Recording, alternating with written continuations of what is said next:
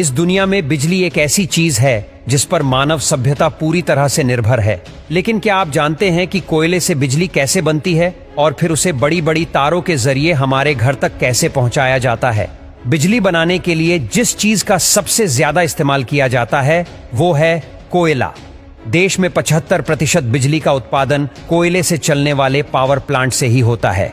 1000 megawatt का कोल plant एक दिन में 9000 टन से भी ज्यादा कोयले का इस्तेमाल करता है।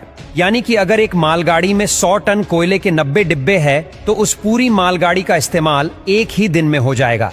यानी कि एक साल के लिए कोयले से भरी 365 ट्रेन की जरूरत होगी। अब बिजली बनाने के लिए बॉयलर से लेकर टरबाइन और जनरेटर तक कई बड़े बड़े उपकरणों को चलाने की जरूरत पड़ती है, जिन्हें चालू करने में ही कई घंटे लग जाते हैं। ऐसे में कोयले से चलने वाला पावर प्लांट 24 घंटे काम करता रहे तो ही सस्ते में बिजली बन सकती है।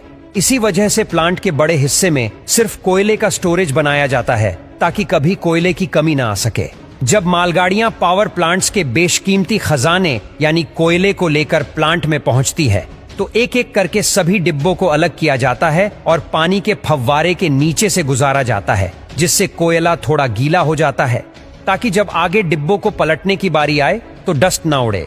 अब गीले कोयले वाले उन सभी डिब्बों को बारी बारी से एक निर्धारित जगह पर लाया जाता है, जहां एक मशीन उन्हें उठाकर पूरा ही पलट देती है, जिससे उन डिब्बों का सारा कोयला कोल यार्ड में नीचे लगातार घूम रहे कन्वेयर बेल्ट पर गिरता रहता है।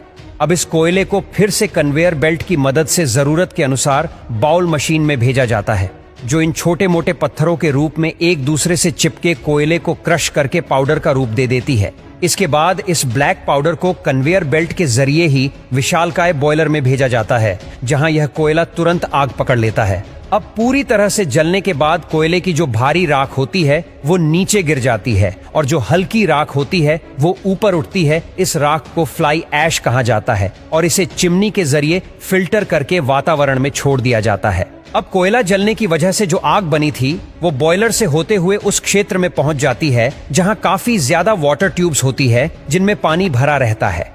ये सभी ट्यूब्स हीट करके पानी को स्टीम यानी भाप में बदल देती है। जब ये स्टीम सुपरहिट हो जाती है तो पाइप का आगे वाला हिस्सा खोल दिया जाता है, जिससे स्टीम उन्हीं पाइप से ट्रेवल करते हुए आगे पहुंचती है। अब हम भाप को लेकर पावर प्लांट के उस हिस्से में पहुंचे जिसके बिना बिजली बनाना नामुमकिन है।